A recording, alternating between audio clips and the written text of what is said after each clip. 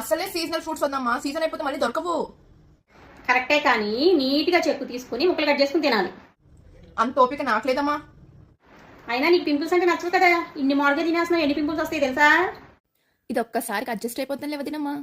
అయినా నా మాట వినేవాళ్ళకి చెప్పాలి, నువ్వు ఎప్పుడున్నావే నా మాట నీకు చెప్పడానికి. వదినమ్మా, సాయంత్రం అన్నయ్య వచ్చేటప్పుడు మ్యాంగోస్ అయిపోయాయి, ఒక బుట్టడు తీసుకురమ్మని చెప్పవా? అసలే సీజన్ అయిపోతుంది, మళ్ళీ 1 year దాకా దొరకవు. చెల్లిగారు ఒక బుట్ట తెమ్మంటే అన్నగారు 4 బుట్టలు తీసుకొస్తారు, సరిపోతుంది మీకు అలా. ఇట్స్ రైనింగ్, డావ పైన బట్టలు ఉన్నాయి, మళ్ళీ నేను తీసుకురామంటే ఎన్ని ప్రయోగాలు చేస్తావనమ్మా, నేనే తెచ్చుకుంటాను.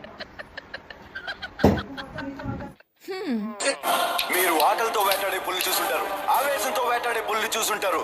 నేను 2 ఏళ్ళు ఉపవాసం తర్వాత వేటాడే పుల్లిని.